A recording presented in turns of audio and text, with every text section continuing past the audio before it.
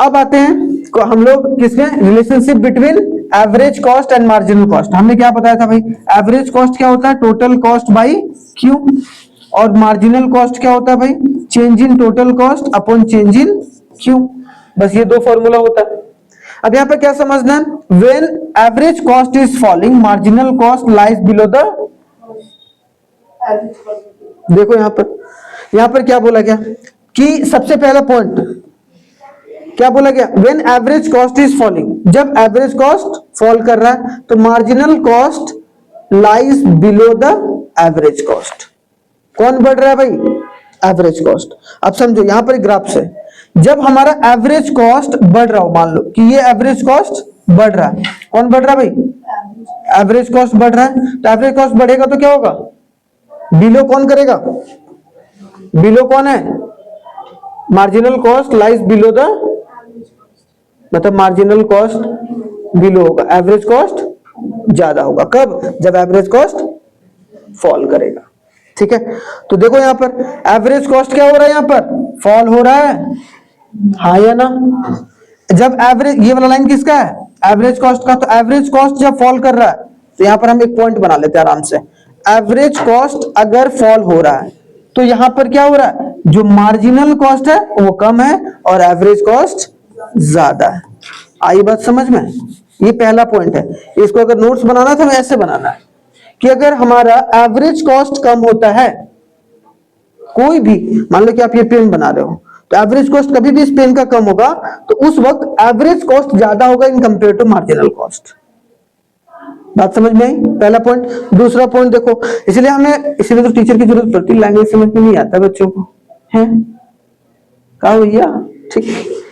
When the average cost is rising marginal cost lies, अब देखो when average cost rising, बढ़ रहा है, उसमें बड़ा कौन है, मार्जिनल कॉस्ट बड़ा हुआ कि, देखो ये इधर है, ये इधर है, इसका मतलब जब एवरेज कॉस्ट राइज करेगा तो मार्जिनल कॉस्ट बड़ा हो जाएगा एवरेज कॉस्ट से।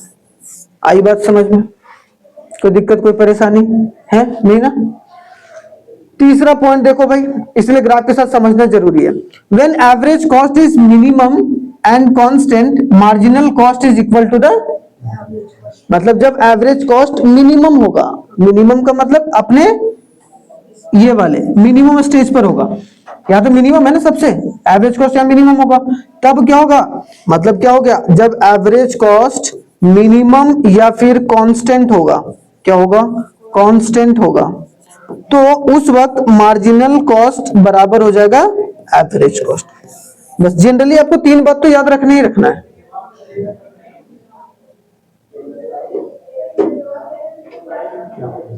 बताओ, एवरेज कॉस्ट अगर कम हो रहा है तो क्या होगा, उस वक्त एवरेज कॉस्ट ज्यादा होगा मार्जिनल कॉस्ट से। लेकिन जब एवरेज कॉस्ट बढ़ेगा, इसमें पॉइंट क्या रखना है, एवरेज कॉस्ट को मेन फोकस पॉइंट पे रखना है। जब एवरेज कॉस्ट बढ़ रहा है, एवरेज कॉस्ट बढ़ रहा है तो उस वक्त मार्जिनल कॉस्ट बड़ा है भाई एवरेज कॉस्ट से। एवरेज कॉस्ट जब कांस्टेंट हो गया या मिनिमम पर आ गया, उस वक्त क्या होगा, मार्जिनल कॉस्ट बराबर एवरेज कॉस्ट। ठीक है, एक और पॉइंट है जो कि समझना है थोड़ा सा, both are calculated from the total cost. याद रखना, दोनों को कैलकुलेट करने के लिए किसका इस्तेमाल होता है, देखो एवरेज कॉस्ट को निकालने से टोटल कॉस्ट आ रहा है कि नहीं आ रहा है, और मार्जिनल कॉस्ट को निकाल रहे हैं, वहां पे टोटल कॉस्ट आ रहा है, तो रिलेशन बता रहा है कि नहीं बता रहा है। तो दोनों की जरूरत पड़ती है, दोनों में मतलब एवरेज कॉस्ट और मार्जिनल कॉस्ट को निकालने में टोटल कॉस्ट की जरूरत पड़नी ही पड़नी है। क्लियर। फिर अगर देखा जाए द शेप ऑफ एसी, मतलब वो वाला एसी नहीं जो चला के सोते हो, ठीक है, और एमसी ठीक है, is similar to each other like a U shape. दोनों को देखो किसका है भाई, अब मैंने कहीं भी बोला कि अगर लॉ ऑफ वेरिएबल प्रोपोर्शन कहीं काम कर रहा है, ठीक है, वहां पर हमेशा किसके शेप में होगा, यू शेप में।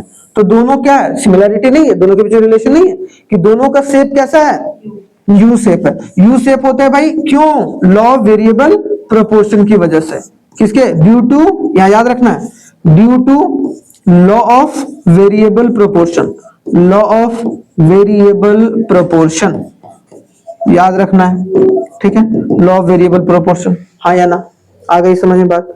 तो हमें समझ में आ गया कि टीसी, टीएफसी और टीवीसी में क्या रिलेशन है, हमें समझ में आ गया कि मार्जिनल कॉस्ट और एवरेज कॉस्ट के बीच में क्या बेसिक रिलेशन है। बस ये 3 पॉइंट याद रखना, एक वो याद रखना, 4 हो गए, खत्म। इसी को तुम्हें लैंग्वेज के फॉर्म में लिख देना है और ये ग्राफ बना देना है। ग्राफ इंपॉर्टेंट है, 3 नंबर मिल गए, हम फंसे रह जाते हैं। ठीक है, आगे आ जाओ भाई। आते हैं relation between the average variable cost and marginal cost. याद रखना। अब देखो दूसरा फॉर्मूला एवरेज कॉस्ट का होता है, average cost is equal to average variable cost plus average fixed cost. एक फॉर्मूला तो ये होता है, ठीक है। और मार्जिनल कॉस्ट का फॉर्मूला तो आप जानते हैं, मार्जिनल कॉस्ट का फॉर्मूला क्या होता है, change in total cost upon change in Q. ठीक है, ये सब ऐसा चैप्टर है कि एक बार में पढ़ने से समझ आ जाएगा, लेकिन जब दोबारा पढ़ोगे तो रट जाओगे। लेकिन अगर रिवाइज किए तो फिर डब्बा गोल, समझ रहे हो, क्योंकि अभी मैं समझा रहा हूं तो समझ में आ जाएगा, लेकिन जब अगर नहीं पढ़े इसको तब तो गए काम से। तो यहां पर देखो क्या है, यहां पर भी 4 है रिलेशन, देखना है।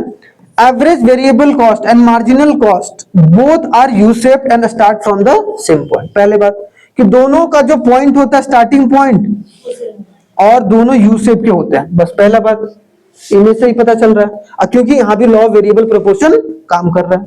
आगे देखना दूसरा point, when MC is below ABC, देखना है क्या बोला गया, व्हेन एमसी इज बिलो मतलब क्या, मार्जिनल कॉस्ट कौन है ये, कि जब मार्जिनल कॉस्ट बिलो है किससे, एबीसी से, क्योंकि एबीसी वाला ये रास्ता है भाई, तो ये बिलो है, इसका मतलब क्या है, उस वक्त एबीसी क्या कर रहा है, फॉल कर रहा है कि देखो, जब एवरेज वेरिएबल कॉस्ट फॉल कर रहा है तब एक तरीके से बड़ा कौन है, एवरेज वेरिएबल कॉस्ट, मतलब एबीसी अगर फॉल कर रहा है तो उस वक्त AVC is greater than marginal cost.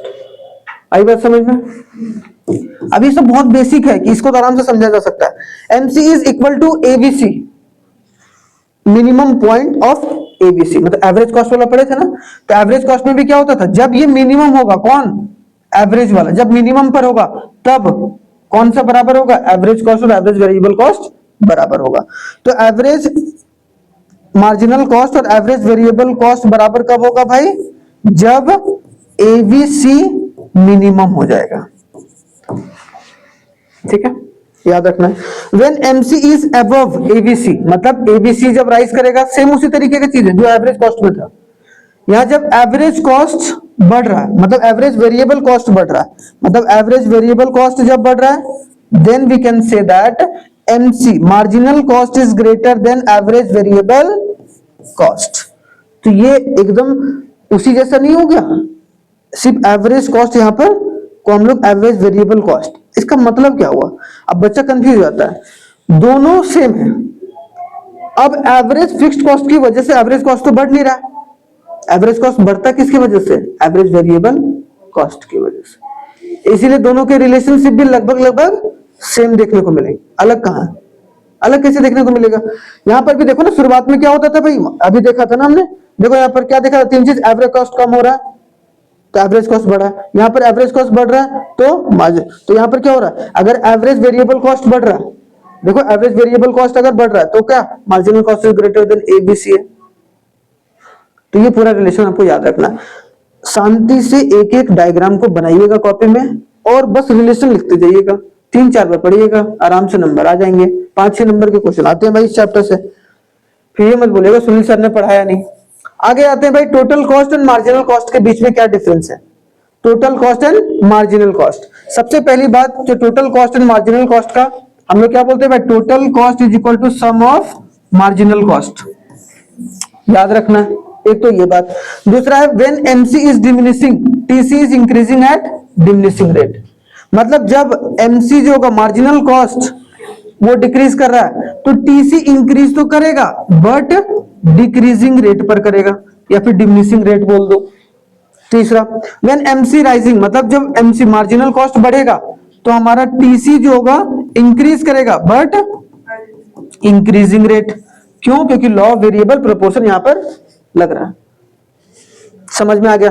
When MC reaches the lowest point, जब एमसी क्या होगा, लोवेस्ट पॉइंट पर आएगा, ठीक है, लोवेस्ट आएगा, TC stops increasing at decreasing rate and it represents the point of inflection हम लोग बोलेंगे मैक्सिमम पे पहुंच गया, मतलब एक पॉइंट ऑफ इन्फ्लेक्शन है जहां पर वो टच करता है। पॉइंट ऑफ इन्फ्लेक्शन देखो, पॉइंट ऑफ इन्फ्लेक्शन कहां पर आ रहा है भाई, यहाँ पर जब ये जो है वो क्या कर रहा है, मार्जिनल कॉस्ट वो लोवेस्ट पर आ रहा है। तो जब मार्जिनल कॉस्ट लोवेस्ट पर आ रहा है, यहाँ पर लिखा हुआ है, ठीक है, लोवेस्ट पॉइंट है, तब एक तरीके से जो इन दोनों का इन्फ्लेक्शन होता है, इन्फ्लेक्शन का मतलब ऐसा पॉइंट जहां पर दोनों एक तरीके से एक ही जैसी स्थिति पर देखने को मिलता है, ठीक है। उसके बाद देखो जैसे जैसे एमसी बढ़ता चला गया, मार्जिनल कॉस्ट बढ़ रहा है, मार्जिनल कॉस्ट बढ़ रहा है तो टीसी क्या हो रहा है, देखो टीसी क्या होगा, बढ़ रहा है। और शुरुआत में जब मार्जिनल कॉस्ट कम हो रहा है तो टीसी बढ़ रहा है लेकिन डिक्रीजिंग रेट, टीसी बढ़ रहा है लेकिन डिक्रीजिंग रेट पर। फिर जैसे ही लोवेस्ट पॉइंट पर आया, पॉइंट ऑफ इन्फ्लेक्शन आ गया। पॉइंट ऑफ इन्फ्लेक्शन कब आएगा भाई, जब मार्जिन, ऐसे नहीं पूछेगा क्वेश्चन, कैसे पूछेगा देखो कि टीसी का जो पॉइंट ऑफ इन्फ्लेक्शन होगा वो कब आएगा, तो टीसी का पॉइंट ऑफ इन्फ्लेक्शन तब आएगा जब मार्जिनल कॉस्ट लोवेस्ट पॉइंट पर होगा। सिंपल सी बात, जब मार्जिनल कॉस्ट लोवेस्ट पॉइंट पर होगा तो then the point occurs is known as point of inflection. उसको क्या बोलेंगे, पॉइंट ऑफ इन्फ्लेक्शन बोलकर चलेंगे। तो तीन चीज यहां पर क्या हो गया भाई, जब एमसी मार्जिनल कॉस्ट बढ़ रहा है तो यहां पर क्या हो गया, टीसी जो इंक्रीज कर रहा है इंक्रीजिंग रेट पर, आई बात समझ में। और यहां पर क्या कर रहा है, एमसी डिक्रीज, तो एमसी डिक्रीज कर रहा था ये, जब ये लोवेस्ट पॉइंट पर आया तो यहां पर क्या हो गया, पॉइंट ऑफ इन्फ्लेक्शन आ गया। और जब ये सॉरी ये बढ़ रहा है तो इसका मतलब ये क्या, टीसी इंक्रीज कर रहा है इंक्रीजिंग रेट पर। तीन चीज है टीसी और एमसी के बीच में रिलेशन, समझ रहे हो।